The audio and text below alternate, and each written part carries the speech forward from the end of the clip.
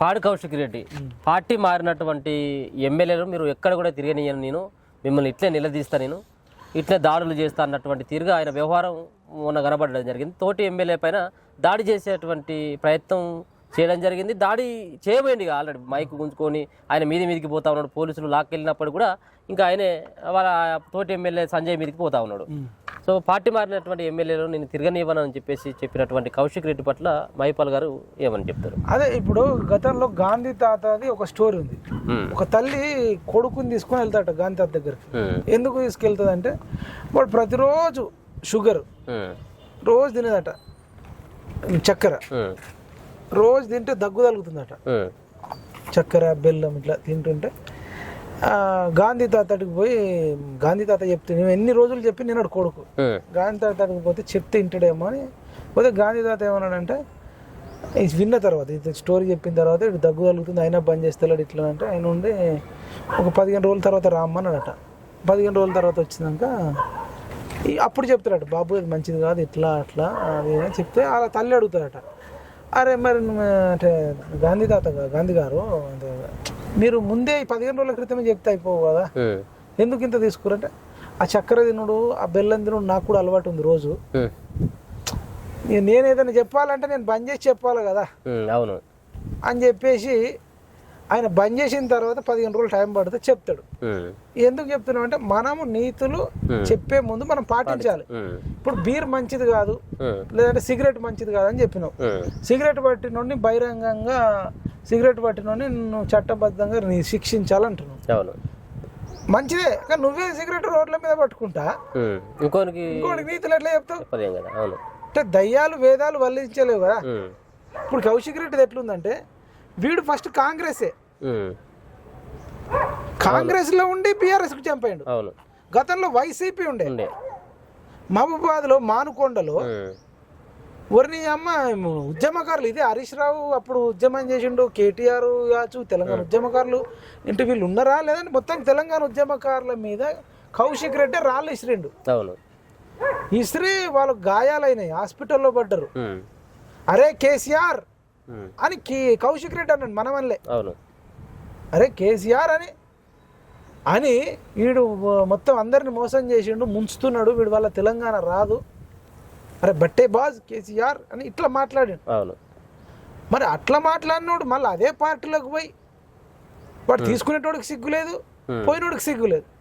వీడికి ఎక్కడ నైతికత ఉంది? నువ్వు ఉద్యమకారులను రాళ్లతో కొట్టినావు, కేసీఆర్ నువ్వు వాళ్ళ పార్టీని తిట్టినావు, నువ్వు మళ్ళీ అదే పార్టీకి పోయినావు, మళ్ళీ నువ్వు సంజయ్ అనడానికి ఏముంది? మరి నీకు లేదు హక్కు.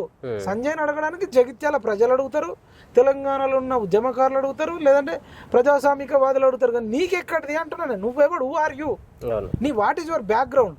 నువ్వు కూడా పార్టీ మారినావు, నువ్వు పార్టీ మారినాడు. నువ్వు వైసీపీలో ఉండి వైసీపీ నుంచి కాంగ్రెస్కి వచ్చినావు, కాంగ్రెస్లో ఉండి అప్పుడు కోవర్ట్గా పనిచేసి కేసీఆర్ ఒక పార్టీలో ఉండగానే నాకు బీఆర్ఎస్ నుంచి టికెట్ వస్తుందని కాల్ రికార్డు వైరల్ అయింది.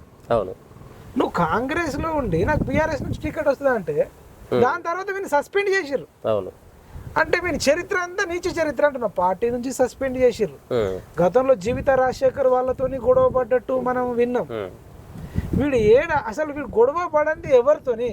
వీని బతుకంతా కాంట్రవర్సీ, బతుకంతా నేర చరిత్రనే ఒక రకంగా. అప్పట్లో జిఎస్ఆర్ టీవీ కెమెరామ్యాన్ కిడ్నాప్ చేయడం, ఇంట్లో పెట్టుకోవడం, కొట్టడం, చేయడం చేసిర్రు. ఆ జిఎస్ఆర్ మీద కూడా నా బెదిరింపు కాల్స్ చేయడం. ఇక ఈటల రాజేందర్ అయితే నోటికి వచ్చినట్టే తిట్టడం, ఇక నోటికి అదుపు లేకుండా తిట్టినాం. అదైపోయింది. మన గాంధీని పట్టుకొని గాంధీ ఇంటి మీదకి ఈడు పోవడం, వీళ్ళు గాంధీ మీద ఇంటికి రావడం. ఇక అది కౌశిక్ రెడ్డి వర్సెస్ గాంధీ, అది కొంతకాలం నడిచింది షేర్లింగంపల్లి నడిచింది. అసలు వీడేవాడు గాంధీ మీదకి పోవడానికి కేసీఆర్ను బొమ్మను. అవును, ఇప్పుడు మళ్ళా మహిళ అయినటువంటి గవర్నర్ను పట్టుకొని తమిళసాయిని పట్టుకొని ముడ్డు కింద పెట్టుకుంది ఫైల్స్ అని. ఇటు ప్రతి కాంట్రవర్సీలో ఒకప్పుడు బాల్కా సుమన్ ఉండేది, ఆయన బానిస సుమన్ అని చెప్పి ప్రజలు తిరస్కరించారు, ఓడగొట్టిరు, ఇప్పుడు పండబెట్టిరు. ఇక ఎటు కదులుతలేడు, ఇప్పుడు చెల్లని రూపాయి అయిపోయాడు. ఇప్పుడు బాల్కా సుమన్ పాత్రను కౌశిక్ రెడ్డి రూపంలో ప్లే చేద్దామని చూస్తారు. గాంధీ ఈటల రాజేందర్తో కౌశిక్ రెడ్డి పెట్టుకుంటాడు, రేవంత్ రెడ్డితో పెట్టుకుంటాడు, అరకెప్పుడు గాంధీతో పెట్టుకుంటాడు, తమిళసాయితో పెట్టుకుంటాడు, లేదంటే ఇప్పుడు డాక్టర్ సంజయ్తో నిరసన వ్యక్తం చేయాలి, అడ్డుకోవాలి, ఓకే. కానీ నువ్వు మనిషి మీదకే పోయి కొట్టడానికి పోవడం, ఇది అనడం, అది అనడం, అది కూడా కలెక్టర్ల సమావేశంలో అక్కడ ఉత్తమ్ కుమార్ రెడ్డి ఉన్నాడు, శ్రీధర్ బాబు ఉన్నాడు, పొన్నం ప్రభాకర్ ఉన్నాడు, వాళ్ళ మంత్రులు ఒక ఒక ఒక ఉందాగా ఉండాల్సిన సమయంలో వీధి రౌడివా? అసలు శాసనసభ్యుడు అంటే ఏంది? శాసనాలు చేసే సభ్యుడిని శాసనసభ్యుడు అంటాడు. శాసనసభ్యుడు ఏం శాసనాలు చేయాలి? మంచి శాసనాలు చేయాలి, ప్రజలందరూ మంచిగా ఉండాలి, అన్ని రకాల సమస్యలు పరిష్కరించడానికి శాసనం చేయాలి, ఒక్కొక్కడి మీదకి ఇంకొకటి దాడి చేయొద్దు అని ఇవన్నీ శాసనాలు చేసేదే వాళ్ళు. శాసనసభ్యుడే వీధి రౌడి లెక్క నేను ఆన్ని నరుకుతా, వీన్ని నరుకుతా, నలకలు నరికేస్తా, ఇవి చీరేస్తా, ఏంది అది? వీడికి హక్కుందా? నైతిక హక్కు అంటున్నాను. అడిగేటోడు ఎందుకు మరి అంత రెచ్చిపోతా ఉన్నాడు? ఎవరండా చూసుకుని రెచ్చిపోతా ఉన్నాడు? రెండోది దాని ద్వారా అసలు ఈయనకు వచ్చేటువంటి మైలేజ్ ఏంటిది అసలు అట్లా చేయడం ద్వారా? వీడు ఒక పెంపుడు కుక్కని మనం ఊర్లలో కానీ ఇప్పుడు మన సిటీలలో చూస్తాం, కుక్కని పట్టుకొని నడుచుకుంటా పోతారు. అవును. ఆ కుక్కని పోయి కరిసి రాపంటే కరిసి వస్తుంది. అవును. ఇప్పుడు ఈ కేసులో పెంపుడు కుక్క కౌశిక్ రెడ్డి పట్టుకొని పోయేటోడు కేటీఆర్. కేటీఆర్ ఆయన దువ్వుకుంటా నెగేస్తున్నాడు. ఇప్పుడు డాక్టర్ సంజయ్ మీద దాడి చేసింది కౌశిక్ రెడ్డి అనుకోరాదు, కేటీ రావు. ఎందుకు ఈ కేటీ రావు మీద ఇప్పుడు ఈ ఫార్ములా, ఈ కార్ రేసు, ఎవడన్నా కార్ల పోటీ పెడతాడా? మన 7 లక్షల కోట్ల అప్పున్న దాంట్లో కార్ల పోటీ పెట్టి 50 కోట్లు నాశనం చేసినా ఇంకా బ్రాండ్ ఇమేజ్ అంటుడు. అంటే తినడానికి తిండి లేదురా అంటే మీసాలకు సంపంగి నూనె అన్నట్టు నిరుద్యోగులు ఎంతో మంది ఆర్థిక ఇబ్బందులతోని చచ్చిపోతుంటే, ప్రబలిక లాంటి వాళ్ళు చచ్చిపోతుంటే, ఆ టైంలో సునీల్ నాయక్ లాంటి వాళ్ళు చచ్చిపోతుంటే, మురళీ ముదిరాజు లాంటి వాళ్ళు చనిపోతుంటే, 5 రూపాయల భోజనం నిరుద్యోగులు చేస్తుంటే, వీడి formula E race case, Greenko company అని 55 కోట్లు అంటే వాడికి చిన్న అమౌంట్ అనిపిస్తుంది. తుపేల్ కేసు అట, లొట్ట పీస్ కేసు అంటుండు. అంటే 55 కోట్లు అనేది వాడికి లొట్ట పీసు.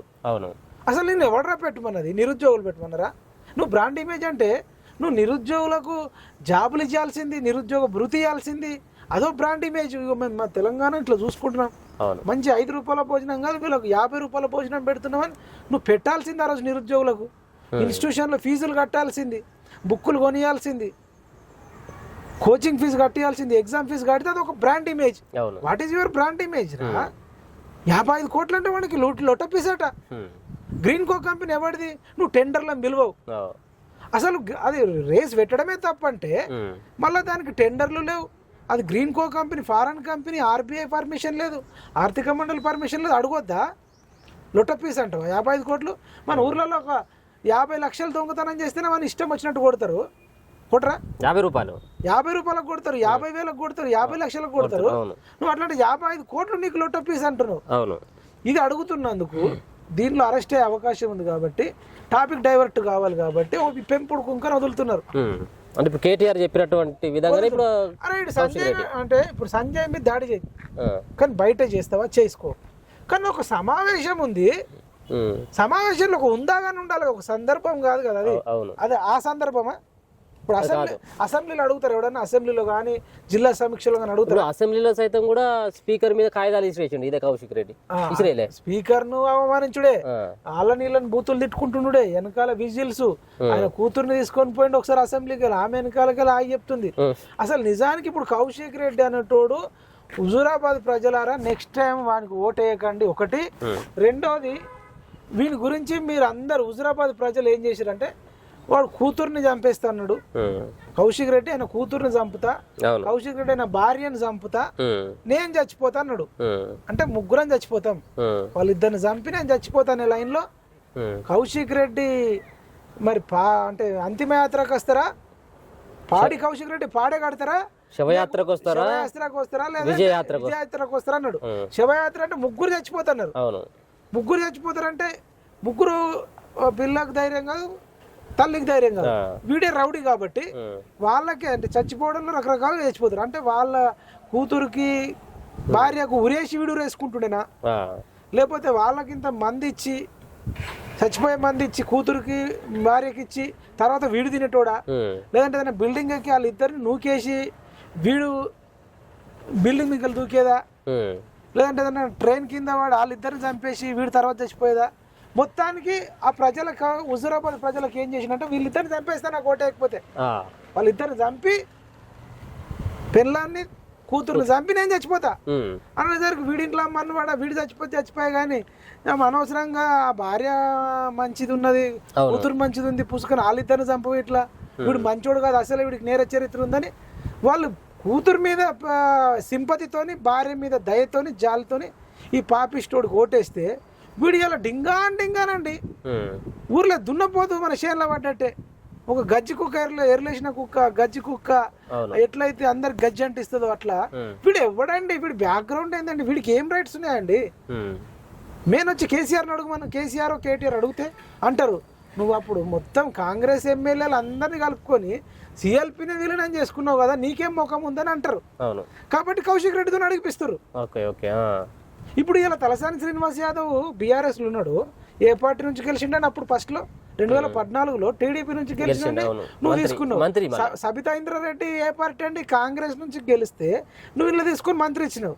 మల్లారెడ్డి ఏ పార్టీలో గెలిచిండండి, ఇట్లా చేసినావు. మాకంటే గోపీనాథ్ ఎవడండి, సో ఆమె ఇంతకు ముందు ఎర్రబెల్లి దయాకర్ రావు ఎవడు, వీళ్ళంతా ఎవరు, పైలట్ రోహిత్ రెడ్డి ఎవడు, వాడి మీద ఇప్పుడు పైలట్ రోహిత్ రెడ్డి మీద నాన్ బెయిలబుల్ కేసు అయిందట.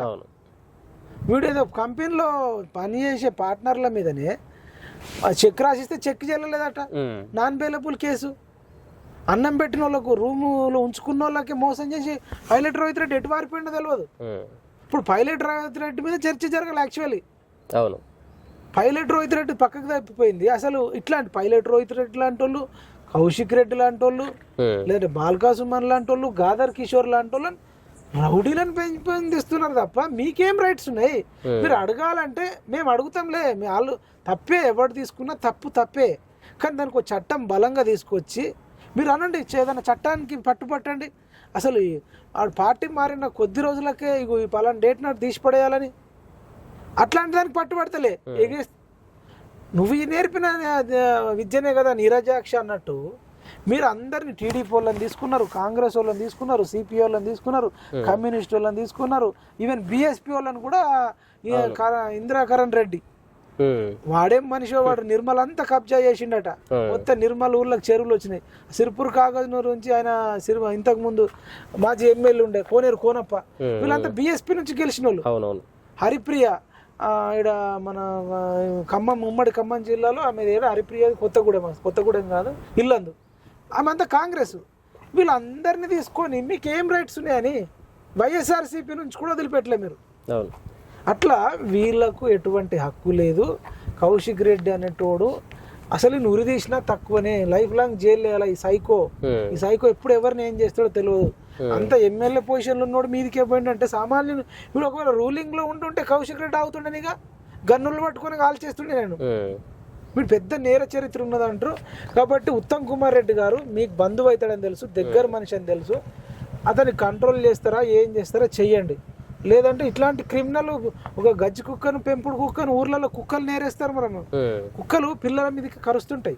కరిచినప్పుడు మన ఊర్లలో ఏం చేస్తుండే వీటికి వచ్చి ఇంజక్షన్ ఇచ్చి వాటిని చంపేసి, లేదంటే పట్టుకపోయేది.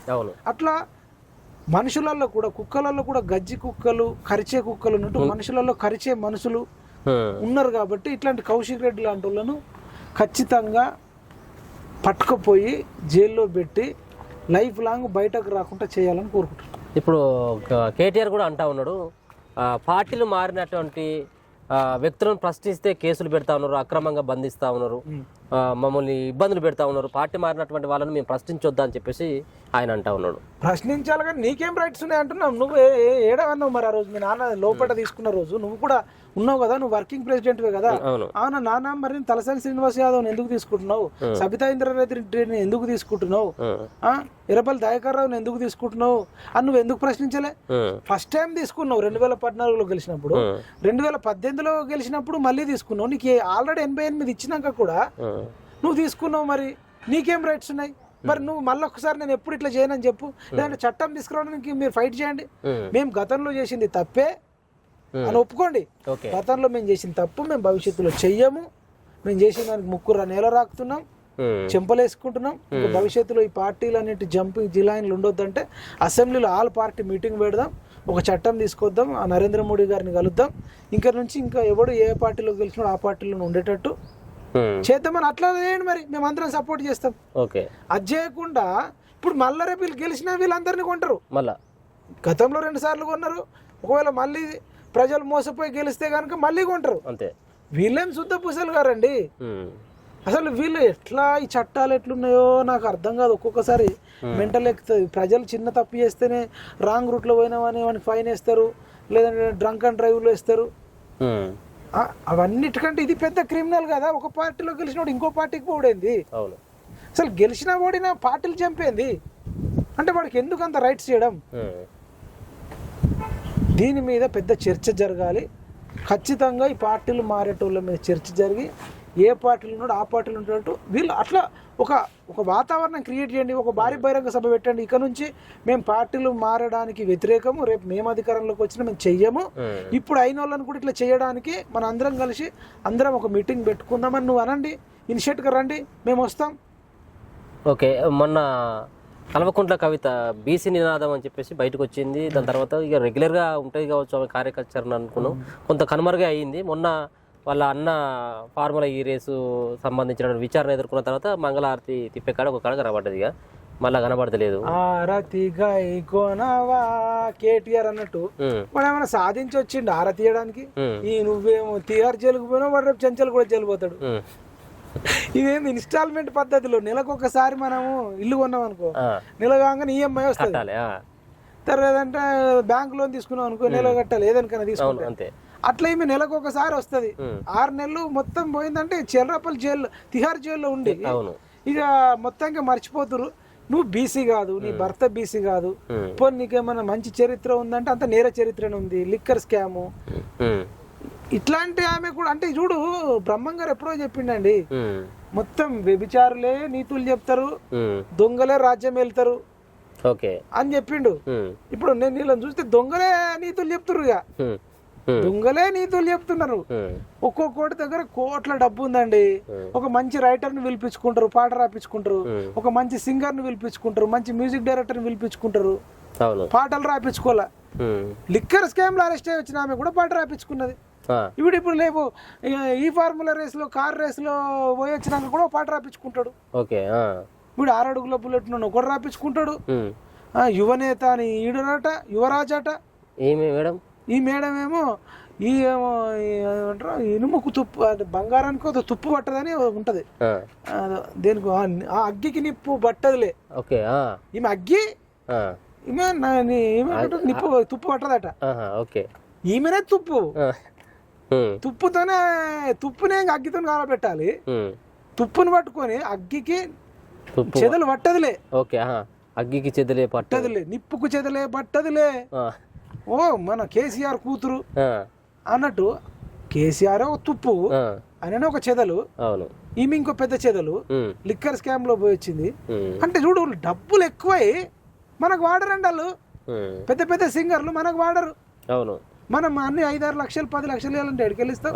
ఆ రైటర్లు మనకు రాయరు, ఆ మ్యూజిక్ డైరెక్టర్లు మనకు కొట్టరు. ఇప్పుడు జైలుకు పోయిన వాళ్ళు అందరూ కూడా ముఖ్యమంత్రి అవుతారు కాబట్టి నెక్స్ట్ కవిత అట కదా ముఖ్యమంత్రి, ఆమె అవుతుంది అని చెప్పేసి అంటారు. అవును, ఇప్పుడు కవిత జైలుకు పోతుంది, పోయి వచ్చింది. రేపు కేటీఆర్ పోతాడు, మళ్ళీ ఏదో ఒక రోజు హరీష్ రావు పోతాడు, మళ్ళీ ఓ రోజు సంతోష్ రావు పోతాడు. మరి ఎవరు కావాలి? లాస్ట్ కి పోతే కేసీఆర్ కూడా పోవచ్చు. మళ్ళా మరి ఎవడు కావాలి?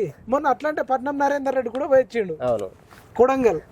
ఇప్పుడు ఈ రేవంత్ రెడ్డి మీద ఓడిపోయిన ఆయన కౌశిక్ రెడ్డి, ఇప్పుడు కౌశిక్ రెడ్డి ఇప్పుడు పోయి వస్తున్నాడు, మళ్ళీ పోతాడు, అది తెలియదు. మరి వీళ్ళందరూ కావాలి లెక్కన.